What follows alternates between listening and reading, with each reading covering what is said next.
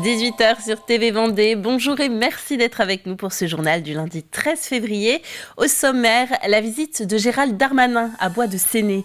Il y a évoqué la création de nouvelles brigades de gendarmerie. La commune vendéenne s'est portée candidate. Le potager extraordinaire se prépare à sa première saison. Il ouvrira au 1er juillet après 2 ans de travaux. On y recherche les premiers animateurs saisonniers. Enfin, direction Chantonnay où le président de l'association Don d'Espoir s'est entretenu avec les élèves de l'école Béthanie. Il leur a parlé de la vie des enfants à Madagascar et de son combat pour les scolariser.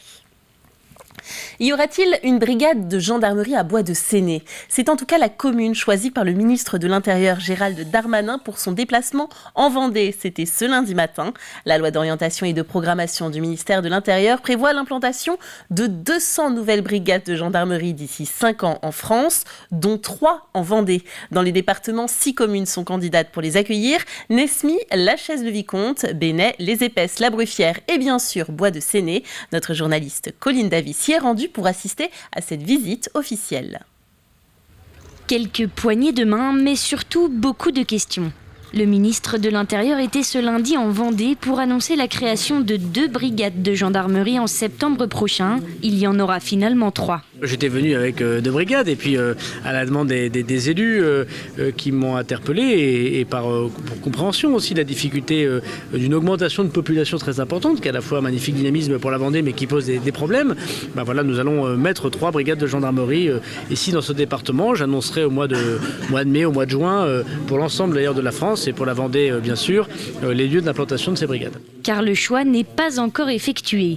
6 projets ont été déposés sur le département, que ce soit pour des brigades fixes ou mobiles. Et parmi ces demandes, celle de Bois de Séné, une ville touchée par les faits de délinquance les plus communs sur le département. La plupart des thématiques ont été travaillées lors de cette réunion-là. Bois de Séné en a été victime. De tout ordre, y compris la cybersécurité et ainsi de suite.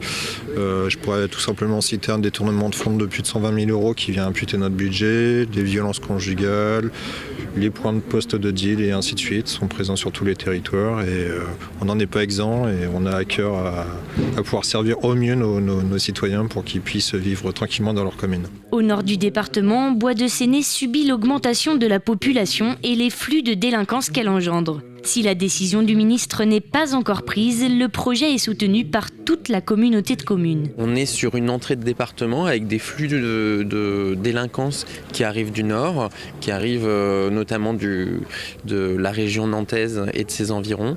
Et donc Bois de Séné est idéalement placé en entrée de territoire sur la porte de l'océan, comme on aurait pu le dire en reprenant un ancien slogan.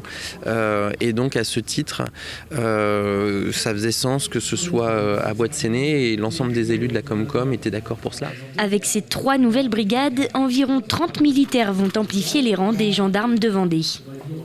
À noter que 3 brigades de gendarmerie ont été dissoutes en Vendée entre 2008 et 2021.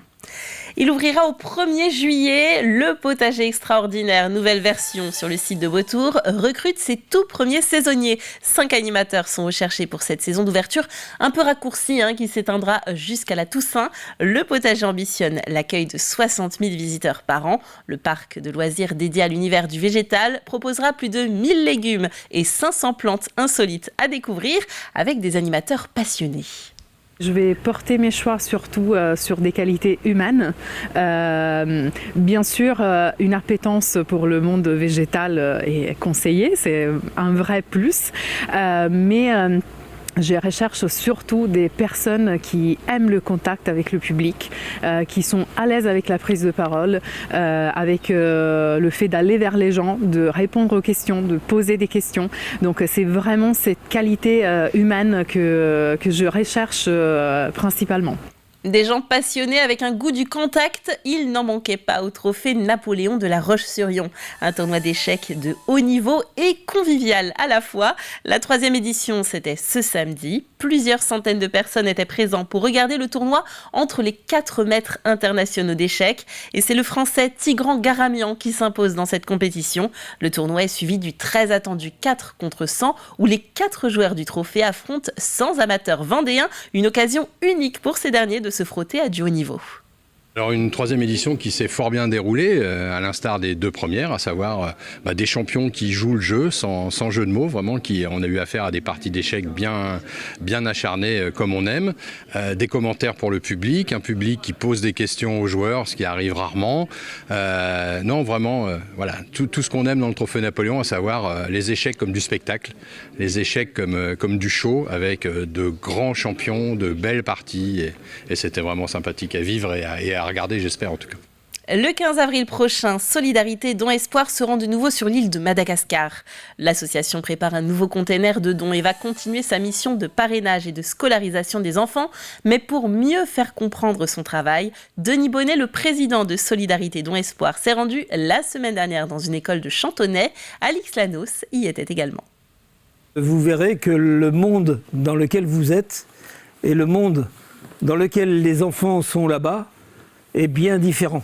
Pendant plus d'une heure, Denis Bonnet va raconter à ses élèves de primaire ses voyages, ses rencontres et les actions humanitaires qu'il mène à Madagascar. Les enfants là-bas, ils ne mangent qu'une seule fois par jour. Le mode de vie, la pauvreté, l'orphelinat créé par son association, il explique avec pédagogie et passion le quotidien des enfants malgaches qu'il accompagne depuis 2017. Est-ce que vous imaginez ce qu'ils peuvent regarder ?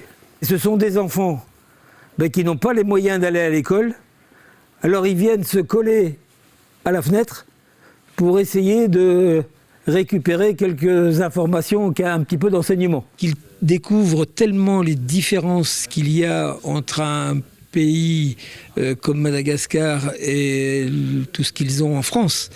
Ça les sensibilise et plusieurs sont venus me voir aussitôt. Moi je vais donner ça, moi je vais donner ça, moi je vais donner ça. En fait, il faut leur parler d'ailleurs pour qu'ils apprécient encore mieux ce qu'ils ont ici. Et c'est bien pour sensibiliser, mais aussi pour récolter des dons que Denis va à la rencontre de ses élèves qui n'ont visiblement pas perdu une miette de son récit. Madagascar, ils sont dans les 5 pays les plus pauvres. Et aussi qu'en fait,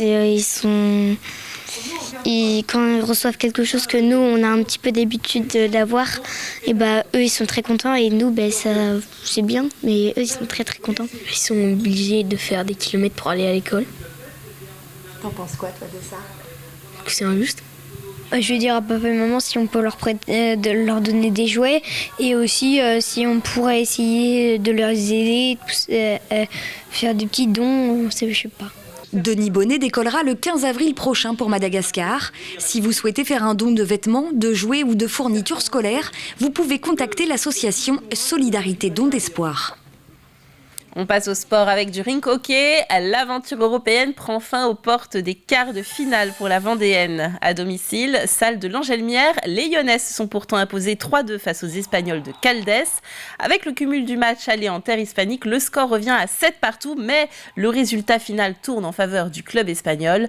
Au tableau d'affichage 3-3 et ce point à l'extérieur qui offre la qualification aux visiteurs.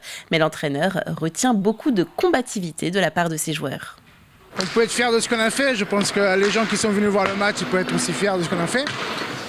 Maintenant, voilà, c'est des détails qui marquent un peu le résultat final. Un peu une petite balle, un péno qu'on ne met pas. Bon, c'est des choses qui arrivent. Voilà. Après, l'important, c'est le contenu, les 60 minutes, parce qu'on a quand même obligé Caldas à aller jusqu'au bout de son effort. Et puis je pense qu'on a gagné aussi le respect, parce que au 3-2, ils attaquaient pas, et ils étaient un peu aussi sur ses gardes, donc je pense que ça donne encore plus de mérite à ce qu'on a fait ce soir. On referme cette page sport avec quelques images de basket du derby vendéen en National 1 masculine. Les Sables d'Olonne s'imposent face à Chaland dans ce match de mal classé. Un match qui avait pourtant bien débuté pour le VBC, vainqueur du premier quart-temps. Malheureusement pour les visiteurs, les Sablais vont très vite inverser la vapeur et prendre le dessus avec un avantage de 7 points à la pause. Une avance assez confortable puisque Chaland ne reviendra plus. Score final 105-89.